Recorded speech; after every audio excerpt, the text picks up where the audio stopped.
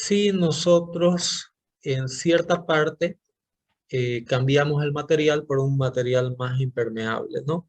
Como habíamos hablado aquí,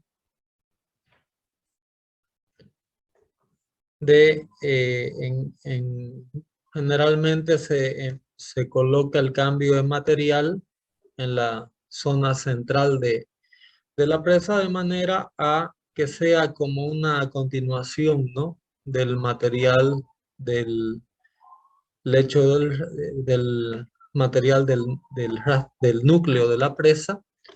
Entonces la idea es colocar un material menos permeable. Y en este caso habíamos hablado de colocar un rastrillo, ¿no? Compuesto por material, por arcilla, que va a ser de menor permeabilidad, ¿no? ¿Cómo calculamos nosotros la eficiencia del material que vamos a introducir? Dividiendo K'. ¿Recuerdan lo que era K'? El coeficiente de permeabilidad. Coeficiente de permeabilidad equivalente, ¿ok? Dado por la raíz cuadrada de la permeabilidad horizontal veces la permeabilidad vertical, ¿ok? Entonces, si nosotros dividimos K', que era 1 veces 10 a la menos 5, ¿no? Perdón, veces 0,25 veces 10 a la menos 5 raíz cuadrada, para volver un poco acá, K' era 5 veces 10 a la menos 6 metros por segundo, obtenido a través de esa ecuación. Y el material de arcilla que vamos a introducir tiene una permeabilidad de 2,5 veces 10 a la menos 7. Entonces con eso calculamos este factor ieta. ¿Qué significa ieta? Significa cuántas veces más le cuesta al agua percolar por ese rastrillo, en realidad en relación al terreno existente.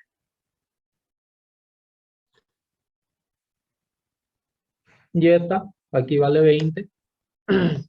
¿Qué significa ese valor de 20?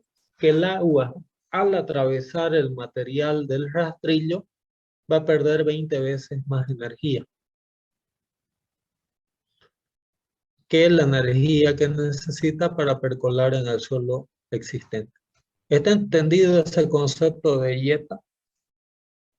Sí, ingeniero. Sí, sí.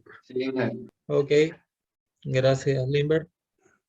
Bueno, entonces con eso, con ese valor de ieta, nosotros podemos calcular en cuántas líneas equipotenciales tenemos que hacer la sustitución de material natural o existente por ese nuevo material con ese K de 2,5 veces 10 a la menos 7.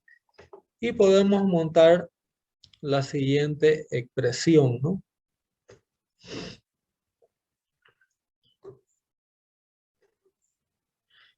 Este valor es ND, aquí en esta ecuación significa cuántas líneas equipotenciales que atraviesen el rastrillo necesito. Eso sumado a las líneas equipotenciales que tengo actualmente, 16,5, pero restadas, ¿no?, de las líneas equipotenciales del rastrillo. Eso es para mantener también mi número de líneas equipotenciales constante, ¿no? Entonces, el número de líneas equipotenciales, ND, es mi incógnita. ND es en cuántas líneas equipotenciales o en cuántos trayectos equipotenciales yo voy a necesitar introducir mi rastrillo para no cambiar mi malla, ¿no?, mi red de flujo. Como tengo 16,5 y voy a sustituir parcialmente mi material a estas 16.5 que son de terreno existente, necesito restarle los trayectos en los cuales yo voy a tener material diferente. ¿Quedó entendido eso? Esa expresión. Sí, ingeniero. Sí, ingeniero, se Ok, entiende. ok, muchas gracias. Entonces aquí despejando, ¿no? ND, yo llego a la conclusión de que yo necesitaría cambiar mi material de suelo en una extensión que al menos me genere 2 caídas equipotenciales con material de rastrillo. ¿Ok? Ese valor ND son caídas equipotenciales. Entonces, con ese valor de 2,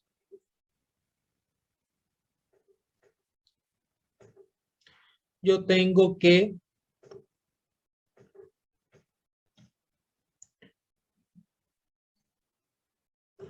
si vamos a hacer la construcción simétrica y voy a construir el rastrillo del eje,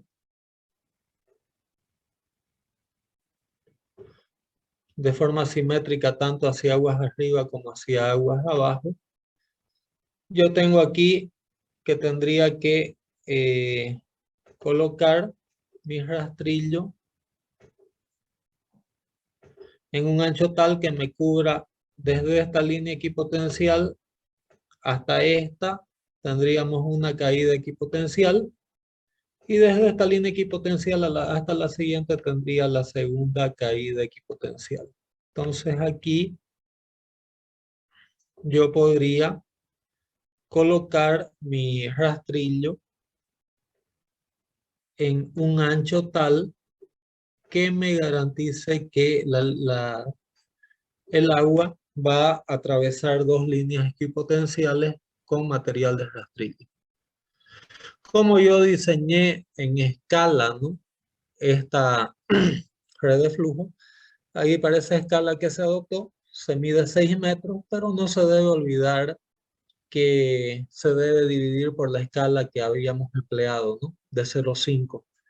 Entonces, como esa escala está deformada, necesito dividirla por el factor de deformación, que era 0,50. Entonces, con eso llego a la conclusión que yo necesitaría construir en la zona central de la presa un rastrillo de 12 metros de ancho y a la profundidad que yo encuentre estrato impermeable, que en ese caso es a 12 metros, zona donde tenemos roca.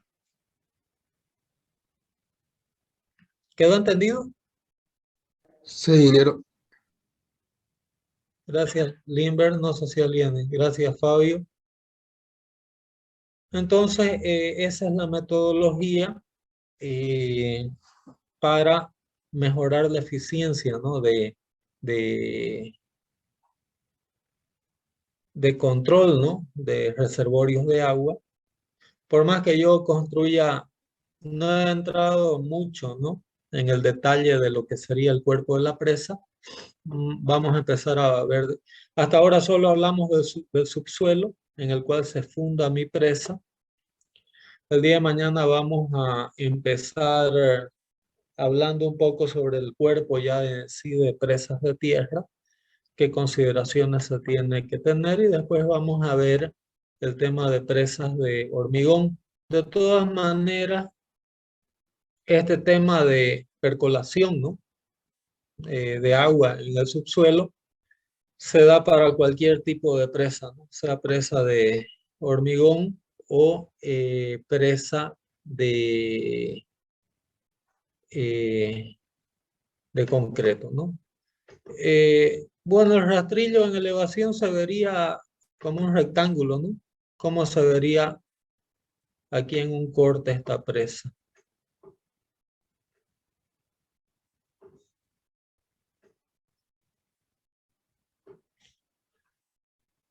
En un corte esta presa, si lo hago a nivel del suelo, tendríamos aquí el pie del talud. Estoy haciendo el corte solo a nivel inferior de la presa. Tendríamos aquí el talud de pie inferior, que sería esta línea. Aquí tendríamos, por ejemplo, la primera línea del rastrillo.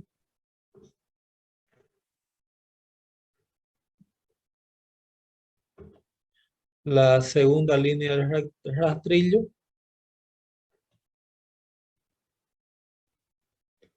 Están medio chuecas estas líneas, pero me olvidé del mouse, estoy solo con el touch de la computadora, por eso queda más difícil dibujar líneas rectas.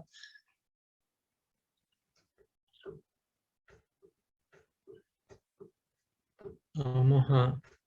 Y aquí tendríamos esta línea del otro pie de talud. Entonces el rastrillo, como se vería en planta, se desarrolla en toda la longitud de la presa. ¿Ok?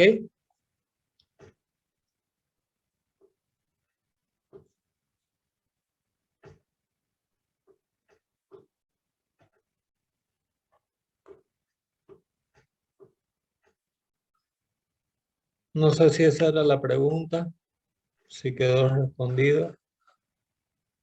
Entonces mi rastrillo en planta sería en todo este ancho, que para el caso de nuestro proyecto,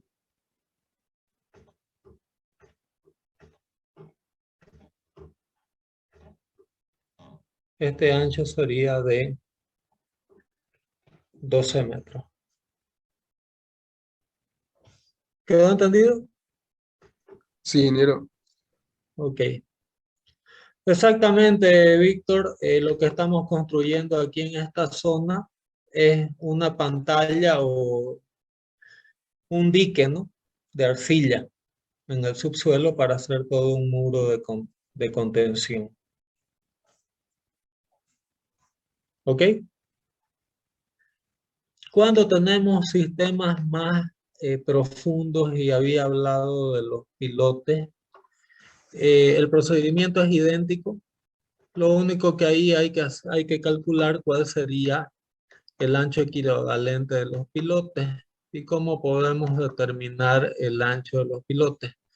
Si en lugar de esa solución, en la región del núcleo central, vamos a suponer que estos 12 metros, este ancho de 12 metros sería estas dos líneas segmentadas.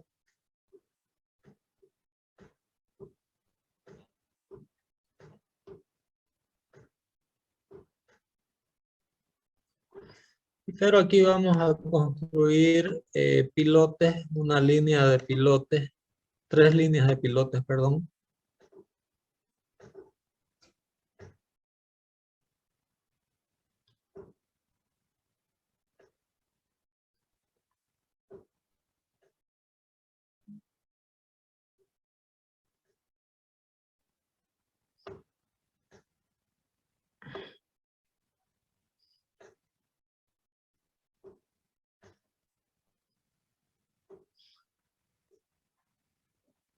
Se colocan de forma intercalada de manera de que todo sea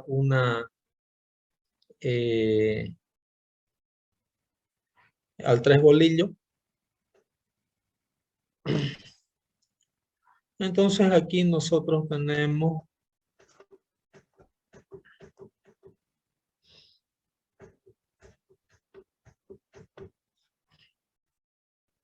la longitud, por ejemplo, de la presa.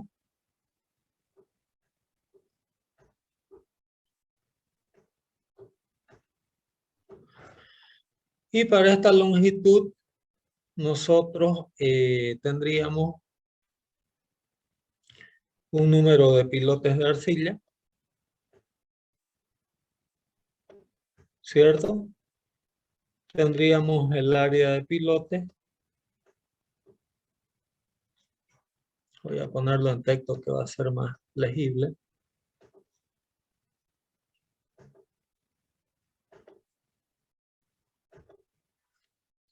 NP sería el número de pilotes de inyección, de impermeabilización. AP sería el área de un pilote. Y L sería la longitud de la presa. ¿Ok? Y aquí el ancho del rastrillo equivalente al cual equivaldría, ¿no?, ese pilotaje para comparar, ¿no?, con un rastrillo. El ancho T sería del orden de el número de pilotes veces el área de un pilote, ¿sí? Con eso tendríamos el área total del pilote dividido por la longitud de la presa, ¿no? Con eso obtendríamos el ancho equivalente a un rastrillo ficticio, digámoslo así. ¿Ok? Esa sería la solución alternativa en el caso que tuviésemos, por ejemplo, 30 metros de 30 metros de profundidad. ¿Qué hacemos? Calculamos el rastrillo, qué ancho del rastrillo, y en base a ese ancho de rastrillo que necesitamos, dimensionaríamos el número de pilotes que necesitaríamos para que esos pilotes equivalgan a ese rastrillo equivalente. ¿Quedó entendido eso? Sí, ingeniero. Sí. Ok, Sí. perfecto. El día de mañana voy a subir un texto que creo que no está en el material digital, donde ustedes van a tener material de respaldo para otros muchos casos, ¿no?, de presas de tierra en lo que respecta a las impermeabilizaciones del subsuelo. ¿Ok? No sé si alguien tiene alguna otra duda, alguna otra pregunta.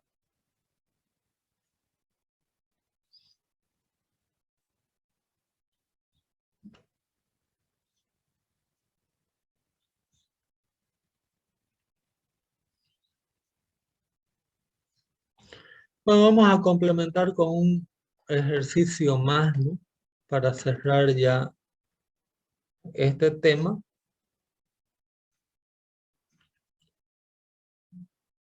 Eh, bueno, aquí con las líneas piezométricas yo puedo trazar también mi línea de energía. Aquí está explicado cómo calcular esa línea de energía. Se hace de forma igual que ustedes lo han hecho en hidráulica. Entonces aquí tenemos una carga hidráulica de 20 metros y la línea piezométrica va a tener una caída, ¿no?, en función a esas caídas a cada que cruza, ¿no?, una línea equipotencial, va a tener una pendiente. Y fíjense ustedes que aquí en la zona del rastrillo, mi cota piezométrica tiene una pendiente 20 veces más pronunciada que la cota piezométrica que se desarrolla en el terreno existente, ¿no? Aguas abajo, saliendo del rastrillo, la pendiente de la cota piezométrica es la equivalente a la permeabilidad compuesta, ¿no?, de este suelo. ¿Ok? Se le llama eficiencia de cabeza a dividir este valor, que es cuánto cae, ¿no?, la cota piezométrica en relación a estos 20 metros. Entonces, si estos 14.7 es lo que cae, ¿no?, de cota piezométrica en esos 12 metros. Y la eficiencia del rastrillo se la mide dividiendo esta caída de energía cuando el agua atraviesa en relación a la carga hidráulica total. ¿Ok? Entonces a eso es a lo que se denomina, ¿no? Eficiencia de cabeza o eficiencia hidráulica del rastrillo.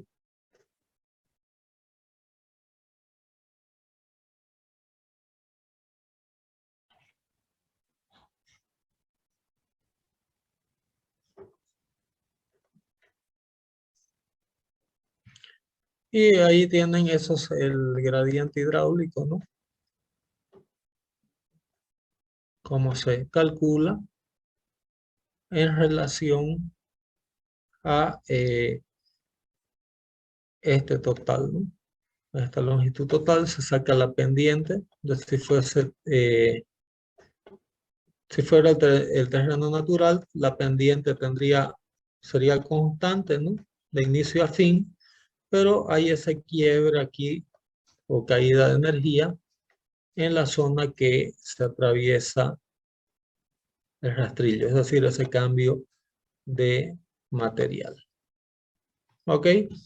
Esto se obtiene simplemente de relaciones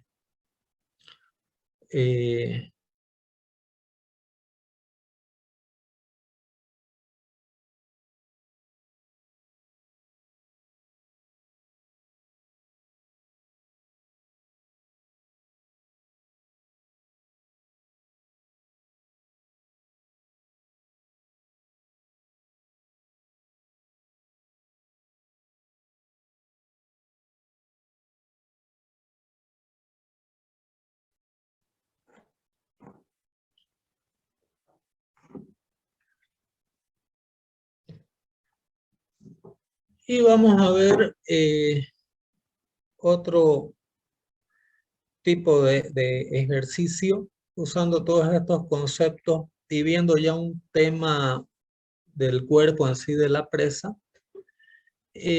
Muchas veces se tiene también de que el material puede estar fundado directamente en roca o directamente en arcilla, donde prácticamente la permeabilidad del suelo de fundación es prácticamente impermeable, ¿no? Entonces ahí cuando no hay capacidad de que el material filtre, ¿no? Hacia el subsuelo y que tengamos una presa de tierra, eh, generalmente se acostumbra, ¿no? En medio del núcleo colocar un dren de chimenea. Eso para garantizar que todo el agua, ¿no? Que percole a través de la presa sea drenada rápidamente al pie de la misma y conducida hacia afuera, ¿no? Ese tipo de solución también se emplea para evitar que el agua, ¿no? Percole al talud de aguas abajo y aquí me genere presiones de poro que me puedan desestabilizar todo el talud de la presa, llegando a generar la ruptura de la presa, ¿no? Entonces estas son algunas modalidades de cómo evitar el remojamiento de la presa aguas abajo para garantizar la estabilidad de la misma, ¿no? Hay otro tema también de que muchas veces puede darse un vaciamiento rápido de la presa. Tienen material para quien quiera hacer monografía o tesis sobre el tema de estabilidad de presas de tierra. Es un tema muy interesante cuando a veces puede darse un vaciamiento rápido de la presa. Entonces aquí todo el agua que de saturación, ¿no? De esta presa de tierra hace que vuelva hacia atrás. Mientras la presa está llena, no hay problema porque la presa, con el talud de aguas arriba, porque la presión del agua de por sí estabiliza este talud de aguas. Lo que interesa es la estabilidad del talud de aguas abajo. Pero cuando la presa empieza a vaciarse, ¿qué pasa? Se pierde esta presión del agua contra el talud de aguas arriba. Y en el proceso de vaciamiento de presas, el gran riesgo es la inestabilidad del talud de aguas arriba, porque aparte de que está con contenido de agua, el agua va a volver a salir y ahí me va a generar esa inestabilidad del talud agua arriba. No sé si quedó entendido esas condiciones de estabilidad de taludes en presas de tierra, cuando es crítica la estabilidad del talud aguas arriba y cuando es crítica la estabilidad del talud aguas abajo. ¿Se entendió, ingeniero? Y estos son temas que se están estudiando hasta el día de hoy, porque hay muchas posibilidades. Entonces, quien quiera hacer tesis, trabajos de monografía, estudiando estos temas, hay bastante asunto para trabajarse. ¿Ok?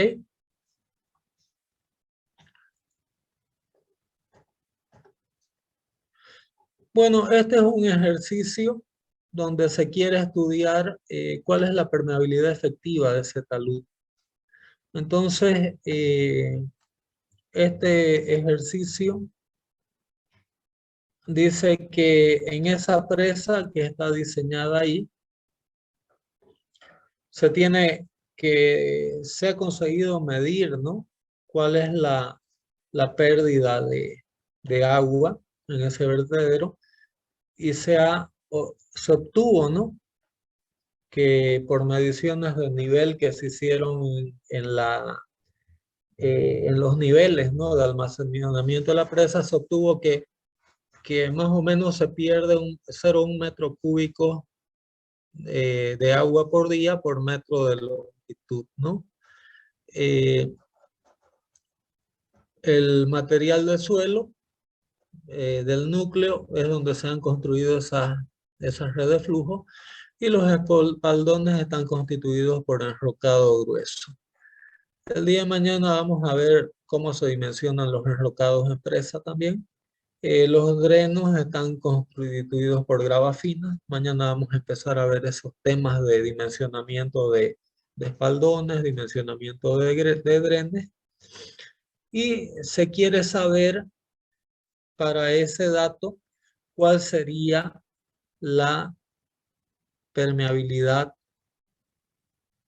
K', que sería la permeabilidad compuesta de la presa. Entonces vamos con las fórmulas que hemos visto. Es muy sencillo de calcularse esto. Entonces esa es una red de flujo. Siempre que tenemos drenes, lo tomamos como línea equipotencial. Entonces aquí está la red de flujo trazada de forma lo más perpendicular posible al dren.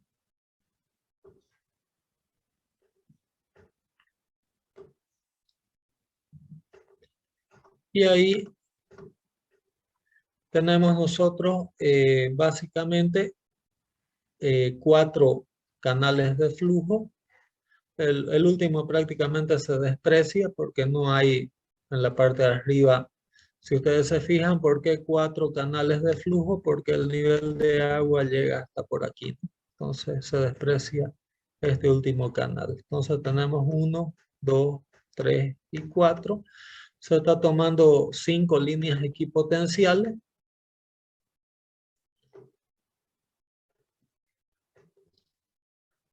Y con eso calculamos nuestra relación de NF sobre ND, ¿no? 4 entre 5 nos da 0,8 y da la ecuación, ¿no? De permeabilidad de suelos de Darcy, la pérdida Q, pérdida por infiltración, es de 0,1 metros cúbicos por día. Carga hidráulica sería de 29 metros. Y aquí es simplemente reorganizar términos, ¿no? Todo este término que multiplicaba K' pasa a dividir Q, de nuestra ecuación de Darcy. Entonces la permeabilidad compuesta, ¿no? de esta presa sería Q dividido por H veces NF sobre ND veces 24 veces 3600, simplemente para transformar el parámetro de tiempo día a segundos, ¿no? Entonces, ahí la permeabilidad K' de ese suelo sería de 4 puntos, prácticamente 5 veces 10 a la menos 8 metros por segundo. Material también bastante impermeable. Si ustedes recuerdan el rastrillo que introducimos, ¿no? El rastrillo que introducimos nosotros en el ejercicio anterior era una permeabilidad de veces 10 a la menos 7. Entonces, significa que este material es totalmente arcilla, ¿no?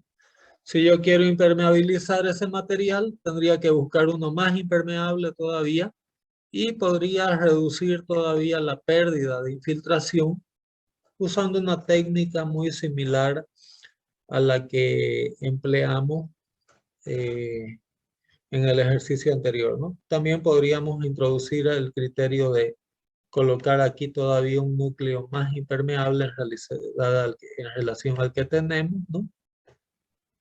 Y ahí dimensionar cuál sería el espesor con una técnica muy similar a la que vimos en el ejemplo anterior. ¿Quedó entendido? Sí, ingeniero. Sí, ingeniero. Ok, Sí, ingeniero. muchas gracias. Gracias. Entonces, prácticamente con esto estaríamos finalizando esta presentación de material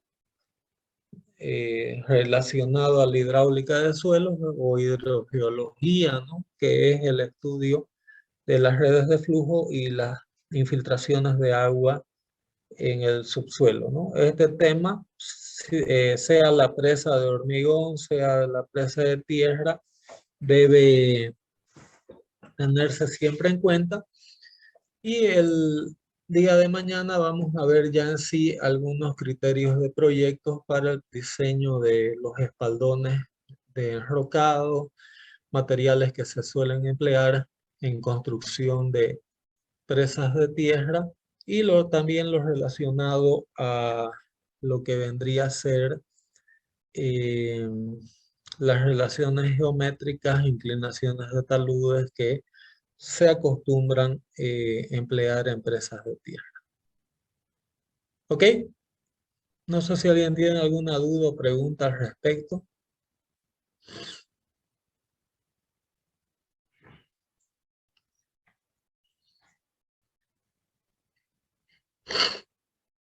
Ok, entonces con eso básicamente estaríamos finalizando la clase de hoy día.